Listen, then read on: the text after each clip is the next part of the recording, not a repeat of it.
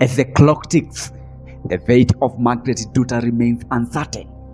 Prime Cabinet Secretary Musalia Mudavadi has stated that the government is engaged in discussions through his permanent secretary with the government of Vietnam in an effort to prevent her from being executed. However, he emphasized that this does not guarantee her release or change in her sentence. It is unfortunate that a Kenyan is facing this kind of situation. It's not a pleasant situation, and the Ministry of Foreign Affairs and in particular my PS has been trying to converse with his counterpart in Vietnam to see if there can be some mitigation in this process. So that is one thing, and we hope that there can be some success so that there is no summary execution as we go ahead. But there are issues that we must also deal with. The issue of drug trafficking, and we are not trying to say she's guilty or not guilty other than what we have as a record from the judicial process in Vietnam. So ours is not about a judgment, but working on that basis. If we want to also send a clear message as a country, we need to be careful that Kenyans who are stepping out into the diaspora do not fall into the trap of engaging in any illegal activities. The young Kenyans that are going out, remember that the moment you board a plane and the wheels have lifted, when you land in whatever country you're going into, the laws that apply are not Kenyan laws. They are the laws of that respective country. So please respect the law. Mudavadi also revealed that there are over 1,000 Kenyans currently held in foreign countries. The government is reportedly exploring options to negotiate for their release or possible exchange.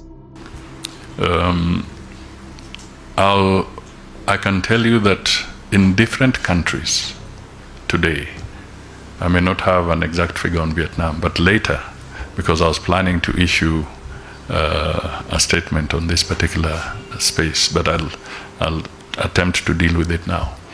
We have a record, and we are still counting, that out of the Kenyans in the diaspora, we have a total of about 1,000 Kenyans in different countries facing incarceration for different offenses. Each country will have a number.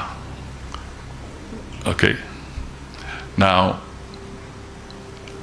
some could be misdemeanors, some could be very serious offenses. So I cannot specifically at this stage tell you that this is the particular offense per individual.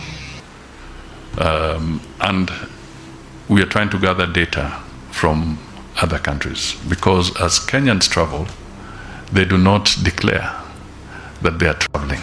So they travel on their own volition.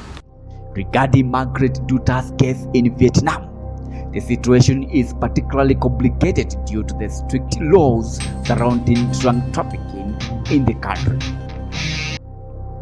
Vietnam has some of the harshest laws when it comes to drug trafficking, and those convicted of such crimes can face severe punishment, including the death penalty. These are some of the primary methods of execution used in Vietnam for individuals convicted of drug trafficking. Number 1. Firing squad. This is the most common method of execution in Vietnam for those sentenced to death, particularly for serious crimes like drug trafficking. The condemned individual is typically blindfolded and positioned in front of a firing squad. The execution is carried out by several officers firing simultaneously at vital areas such as the chest or head. Number 2. Lethal injection. Although less commonly used than the firing squad, lethal injection has been introduced in some instances as an alternative method of execution.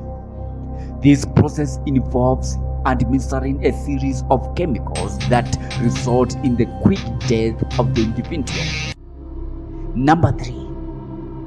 Beheading. In the past, beheading was sometimes used as an execution method in Vietnam, particularly for high-profile cases. This practice has largely been replaced by the firing squad, but there remain reports of beheadings in very specific circumstances, all for crimes deemed particularly egregious. For number 4, and the last, hanging. While less frequently reported in recent years, hanging was once a more common method of execution in Vietnam. The condemned individuals is typically hanged by the neck until death, a method that is still used in some countries for capital punishment. Each of these methods reflects Vietnam's very strict stance on drug trafficking, with severe penalties in place for those found guilty of trafficking significant quantities of narcotics. The country's legal framework and approach to these crimes leave little room for lenience or alternative sentences, making the situation for convicted individuals particularly precarious. As negotiation continues, all eyes remain on whether the efforts to prevent Margaret Nduta's execution will be successful.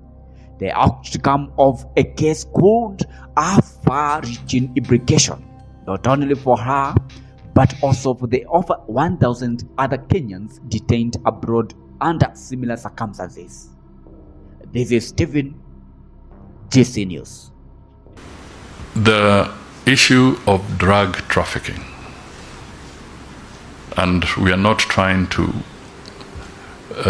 say she's guilty or not guilty other than what we have as a record from the judicial process in Vietnam.